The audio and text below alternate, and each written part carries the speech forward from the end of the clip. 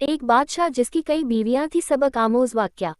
मुस्लिम story. दोस्तों, आजकल हम लोग दुनिया की भाग दौड़ में अल्लाह को भूल चुके हैं। हर वक्त पैसों के पीछे भागते रहते हैं और सोचते हैं कि इतनी भाग दौड़ और मेहनत के बावजूद हमारे हाथ में कुछ नहीं आता और हम जिंदगी से मायूस हो जाते हैं और अल्लाह से दूर होने लगते हैं और दुनिया की गफलत में खो जाते हैं।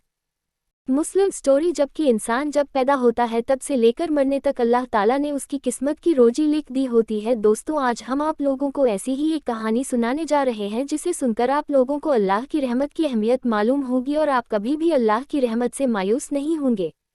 सुबकतगीन बादशाह अपनी एक बीवी से बहुत सुबकतगीन बादशाह अपनी एक बीवी से बहुत ज्यादा मोहब्बत करता था। मुस्लिम स्टोरी। एक बार दूसरी बीवियों ने उससे कहा कि आप अपनी एक बीवी से सबसे ज्यादा मोहब्बत रखते हैं, हालांकि हुस्नो जमाल में हम उससे ज्यादा हैं, समझदारी में भी हम उससे ज्यादा हैं। आखिर उसमें कौन सी ऐसी खास बात है जो हम में नहीं? हमें तो उसके अंदर कुछ नजर नहीं आता, मगर आपकी मोहब्बत की निगाह जो उस पर उठती है वो किसी दूसरी बीवी पर नहीं उठती। आखिर क्या वजह है? बादशाह ने कहा, अच्छा, मैं किसी दिन इसका जवाब तुम सबको दे दूंगा। उसके बाद उसकी बीवियां ये बात भूल गईं। एक दिन सुबकतगीन ने अपने घर के सहन में बैठकर कहा, मुस्लिम स्टोरी, आज मैं अच्छे मूड में हूँ, इसलिए मैं चाहता हूँ कि मैं तुम में से हर एक को अच्छे अच्छे इनाम से नवाजूं। वे यह बात सुनकर खुश हुई कि आज हमें शाही खजाने से इनाम मिलेगा। सहन में सोने चांदी और जवाहरात के ढेर लगा दिए गए। बादशाह ने सबको बुलाकर कहा कि इस सहन में जो चीजें पड़ी हुई हैं उनमें से जिस चीज पर जो बीवी हाथ रख लेगी उसको वह चीज इनाम के तौर पर दे दी जाएगी। चुनाचे जिस वक्त मैं इशारा करूं तुम दौड़कर अपनी पसंद की चीज पर हाथ रख लेना। बीवियां तैयार हो गईं और उन्होंने अपनी अपनी पसंद की चीजों पर निगाह जमा ली।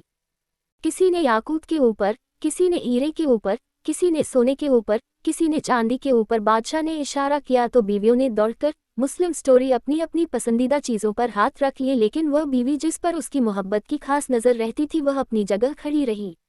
जब सबने देखा कि हमने कीमती चीज़ों पर हाथ रख लिए मगर इसने किसी चीज़ पर हाथ नहीं रखा तो वे हंसने लगी और बादशाह से कहने लगी, बादशाह सलामत, हम कहा करते थे कि यह बेवकूफ़ है और इसके अंदर अक़ल की कमी है और आज इसकी अक़ल की कमी खुलकर सामने आ गई।